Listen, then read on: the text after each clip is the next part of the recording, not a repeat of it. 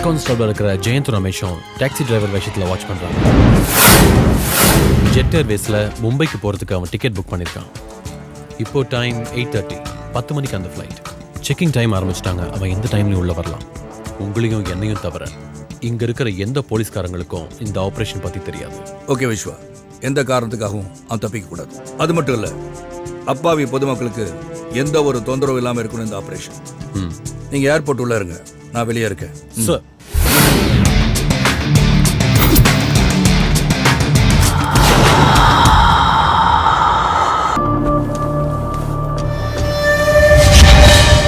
ஏய் பிரபு,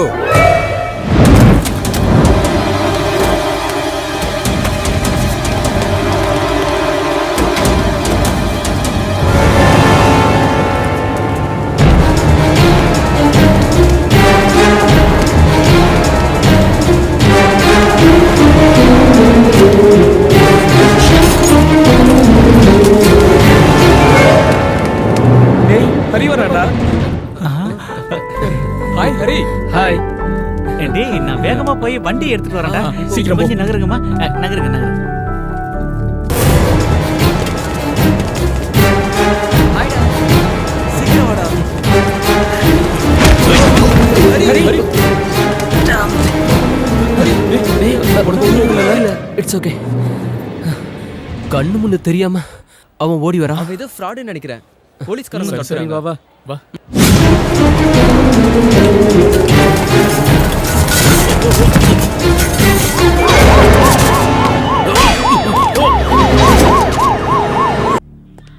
sir, மேலிடத்துலேருந்து pressure பண்ணுறாங்கன்னு நினைக்கிறேன். Commissioner line. ஜேக்கப் அலெக்சாண்டர், என்னையா நினைச்சிட்டு இருக்க? புரியல சார். ஷாஜியோட தம்பி பிரபுவை அரெஸ்ட் பண்ணி வச்சிருக்கியே, எதுக்காகயா? அவன் ஷாஜியோட தம்பியா இல்லை வேற யாரோட மச்சானான்னு எனக்கு தெரியாது சார். எனக்கு கம்ப்ளைண்ட் வந்துச்சு, அவனை பிடிச்சேன், அவ்வளவுதான். என்னையா கம்ப்ளைண்ட்? என்னையா ஓவரா பேசிட்டு இருக்க? இந்த நிமிஷமே பிரபுவை ரிலீஸ் பண்ணி ஆகணும். திஸ் இஸ் மை ஆர்டர், புரிஞ்சுதா? சாரி சார், அவனை விட முடியாது. அது நீங்க இல்ல, எந்த கொம்பனே சொன்னாலும். யூ கோவப்படாதீங்க சார், நான் சொல்றதை கொஞ்சம் கேளுங்க.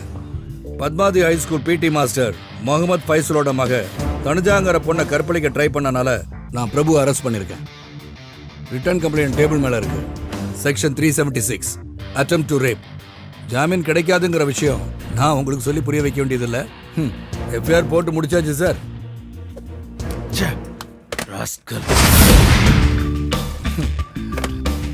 ஏய் பிரபு, உன்னை காப்பாற்ற உங்க அண்ணனும் இன்னும் இருக்கிற ஒரு சொந்தக்காரங்களும் ப்ரெஷர் பண்றாங்க. பட் இன்னும் கொஞ்ச காலத்துக்கு நீ சூரிய உதயத்தை பார்க்க முடியாது.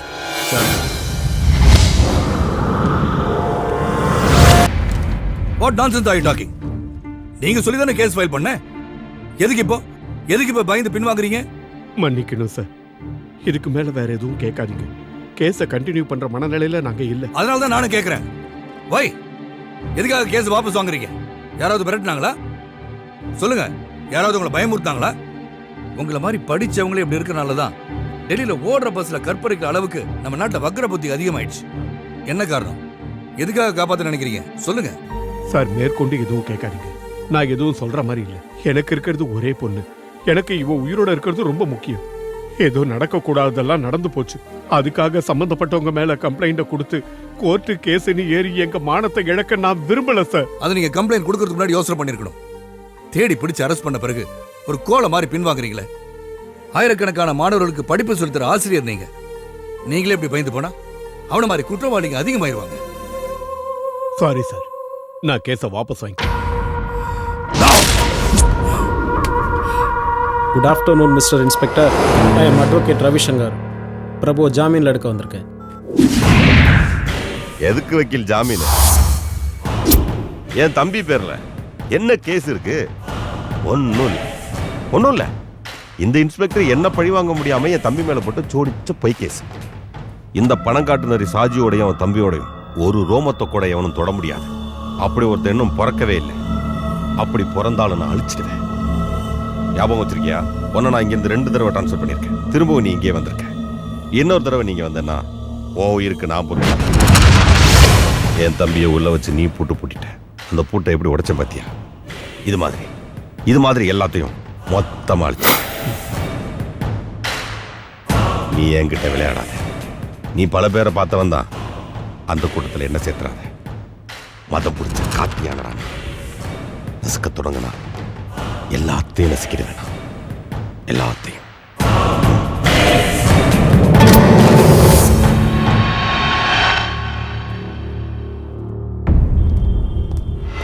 நில்லடா.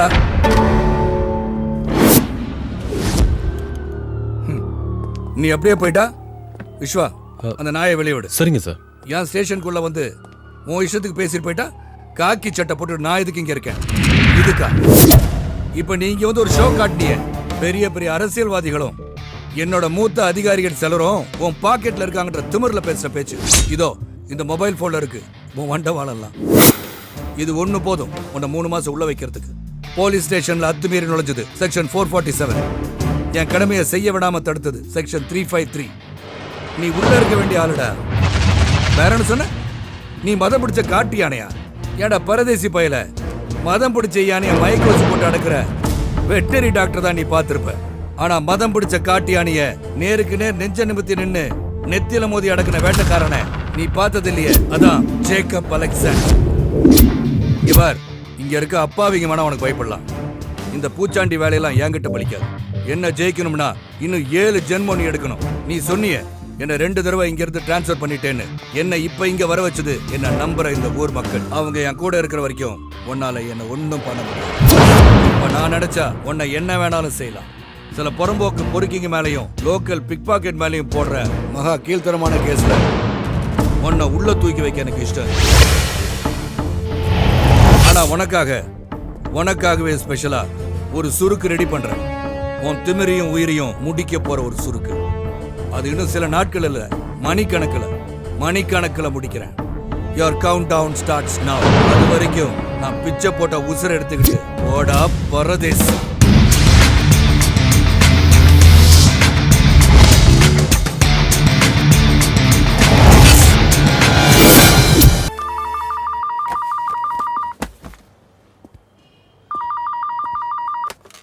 Hello, inspector speaking. நாளைக்கு 12 மணி ஷார்ப் நீ கூப்பிட்டா போதும். லேண்ட்லைன்ல ஃபோன் பண்ணது, மொபைல் நம்பர் கூப்பிடு. ஓகே. எஸ். விஸ்வா சார்.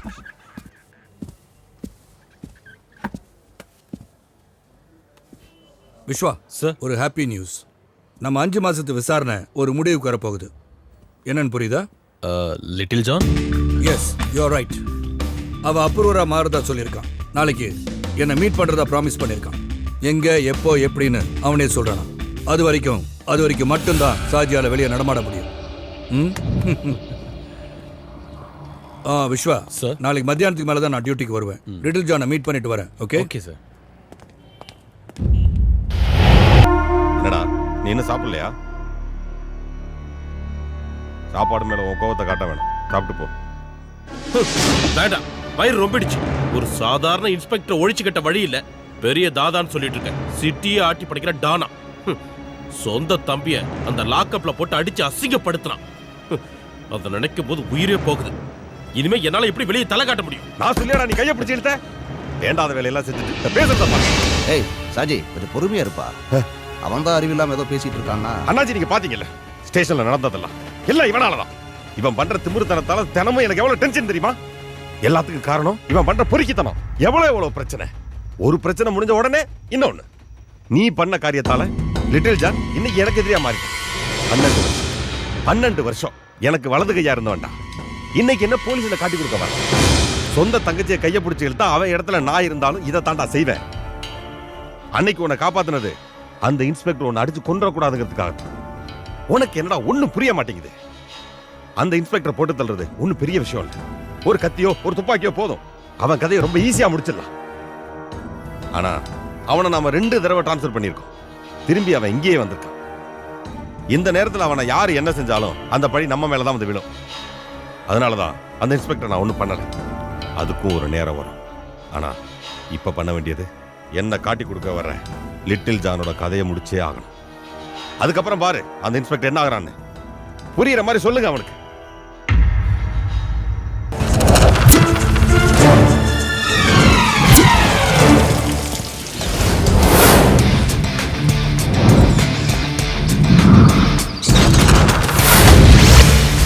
நீ தங்கப்பன் தானே? வெடிகுண்டு தங்கப்பன். ஆமா சார். ஜான் எங்க? அவரு உங்களை பார்க்க தான் கிளம்பி வந்துகிட்டு இருந்தாரு. ராஜியோட ஆளுங்க அவரை பார்த்துட்டாங்க. அதனால தான் அவர் என்ன உங்களை பார்க்க அனுப்பி வச்சாரு. அது மட்டும் இல்லாமல் இந்த நேரத்தில் அவர் உங்களை பார்க்க வந்தால் சாஜியோட ஆளுங்க சும்மா விட மாட்டாங்க, எவிடன்ஸ் அடிச்சிடுவாங்க. நீங்கள் வாங்க சார்.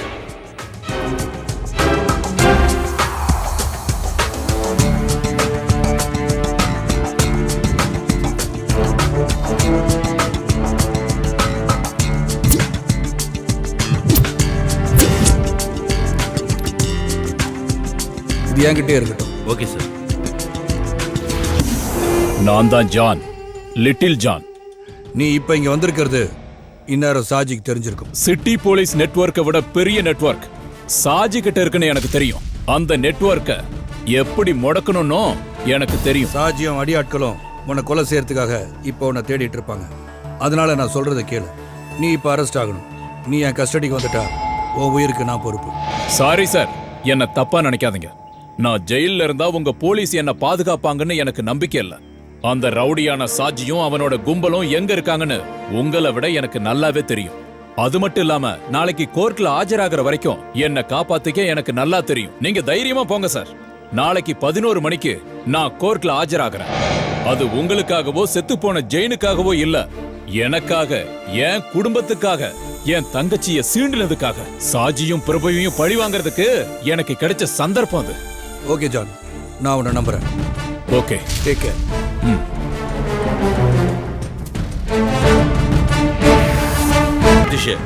நீயும் டோனியும் வழக்கமா சந்திக்கிற இடத்துக்கு உடனே வாங்க. ஆமா, மணிக்கிட்டையும் நம்ம பசங்க கிட்டையும் நான் சொல்ற வண்டியை உடனே ஃபாலோ பண்ண சொல்லு. பாலக்காடு ரெஜிஸ்ட்ரேஷன் வண்டி, சீக்கிரம். அவங்க பைபாஸ கடந்து போக கூடாது. பிரபு, ஓகே? வேண்டாம் பிரபு, எந்த பிரச்சனையும் பண்ண வேண்டாம். சொல்றது கேளு.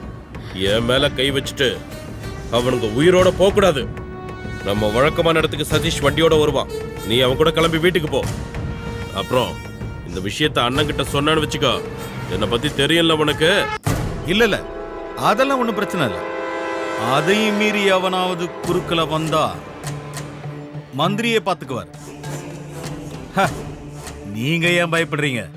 இந்த சிட்டியோட கம்ப்ளீட் லா அண்ட் ஆர்டர் என் கண்ட்ரோல்ல தான் இருக்கு. அந்த விஷயத்துல எனக்கு எதிராக யாரும் எதுவும் செய்ய முடியாது. அப்படி செய்யவும் விட மாட்டேன். No problem. ஓகே, டைம் என்னாச்சு? 8:30 சார். 8:30. 6 மணிக்கு ரிப்போர்ட் தர சொன்னா இப்பதான் வரதா? சாரி சார், ஒரு அவசரமான கேஸ் விஷயமா போயிருந்தேன். Stop it. நீ என்ன நினைச்சிட்டு இருக்க? நான் என்ன உனக்கு விளையாடு பொம்மையா? 6 மணிக்கு இருக்க சொன்னா 6 மணிக்கு இருக்கணும். கேஸ் விஷயமா போனாராம். என்ன பெரிய வெட்டி முறிக்கிற கேஸ்னு இங்க வராம அங்க போயிட்ட? ஜெய பத்மநாபன் கேஸ் விஷயமா சார். அப்புறம் என்னாச்சு? கிடைச்சானா அந்த முக்கிய சாட்சி லிட்டில் ஜான்? நாளைக்கு அவன் கோர்ட்ல ஆஜராவான் சார். கிழிச்ச. நாளை வரைக்கும் அவன் உயிரோட இருந்தா தானே இன்னைக்கே அவன் கதை முடிஞ்சிடும். அதோட சேர்ந்து உன் திமிரு அடங்கிடும். ஏய், என்ன உன்னை பெரிய ஆள் நினைச்சிட்டு இருக்கியா? சிட்டில இருக்க ஆயிரக்கணக்கான போலீஸ்கள்ல நீ ஒரு இன்ஸ்பெக்டர். அவ்வளவுதான் உன் தகுதி. இந்த ஏரியாவுல நீ பண்ண அதிகாரம் பில்டப் எல்லாமே இன்னையோட கதம். நாளைக்கு நீ விரும்பி போட்டிருக்கிய இந்த காக்கி சட்டை அது என்னைக்குமே கிடைக்காது. அதுவும் உன்னை இங்க வர வச்ச ஜனங்களை வச்சே உனக்கு ஆதரவு கொடுக்கறாங்களே சில அரசியல்வாதிங்க, அது போதும் எலெக்ஷன் கமிஷன்ல சொல்லி உன் தொப்பியை கழட்ட. இடைத்தேர்தல்ல ஆளுங்கட்சிக்கு சப்போர்ட் பண்ற போலீஸ்காரனுக்கு வேற டிஸ்ட்ரிக்ட்ல தான் டியூட்டி போடுவாங்க. அந்த 1 மாசம் போதும். பனங்காட்டு நரி ஷாஜியோட கேஸ் எல்லாம் க்ளோஸ் பண்ணி காட்டுறேன். முடிச்சு காட்டுறேன். டேய், மாட்டை கட்டி மலை இழுத்து பாக்குறது உன்னோட மடத்தனம், அடி முட்டாள்தனம். என்ன வீர தீர பராக்கிரம ராஜா ஜேக்கப் அலெக்சாண்டருக்கு நான் அடங்கி போச்சா? நாக்கு அடங்கி போல சார். சார் பேசி முடிக்கட்டும் இருந்தேன். அப்ப சார் என்னோட தொப்பி கழட்டணும்னு முடிவு பண்ணிட்டீங்க. இனிமே நமக்குள்ள எந்த ஃபார்மாலிட்டிஸும் வேண்டாம்னு நினைக்கிறேன். சாருக்கு ஞாபகம் இருக்கான்னு தெரியல, ஹெட் கான்ஸ்டபிள் அலெக்சாண்டர் என்னோட அப்பா. சிட்டி போலீஸ்ல ஆன்டி குண்டா ஸ்குவாட்ல ஒருத்தரா இருந்தார். மார்க்கெட்ல வச்சு ஒரு கும்பல் அவரை வெட்டினால அவர் செத்து போயிட்டார். அந்த ரவுடி கும்பல்ல ஒரு 25 வயசு பையன் இருந்தான், சாஜி. இன்னைக்கு பிரபல ரவுடி சாஜி.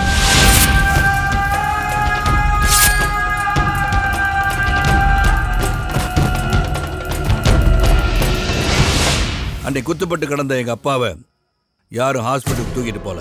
அன்னைக்கு கூட இருந்த போலீஸ்காரங்க காப்பாத்தினது அந்த ரவுடியை தான். கொலை செஞ்ச அந்த ரவுடி கும்பல தான். அன்னைக்கு துரோகம் செஞ்ச அதே காக்கி சட்டையை தான் உங்ககிட்ட பாக்குறேன். சார், காக்கி சட்டை மேல எவ்வளவு மரியாதை வச்சிருக்கீங்கன்னு எனக்கு தெரியாது. ஆனா காக்கி சட்டை என் உயிர், எங்க அப்பாவோட உயிர். மரண படுக்கையில எங்க அப்பாவுக்கு நான் ஒரு வாக்கு கொடுத்துருந்தேன்.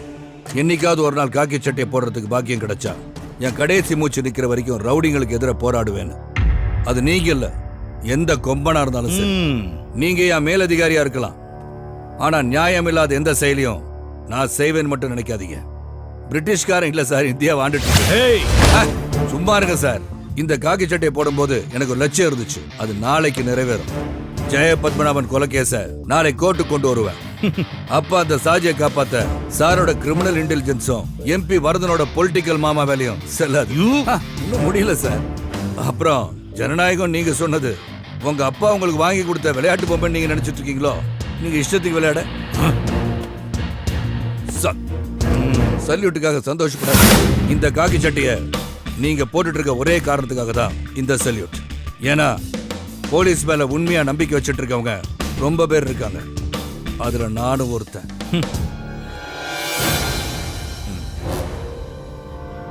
கீழே இருக்கிறவனை பார்த்து மேல இருக்கிறவன் காட்டுற தெனாவட்டெல்லாம் உன்னோட இருக்கட்டும், அதை என்கிட்ட காட்டாத.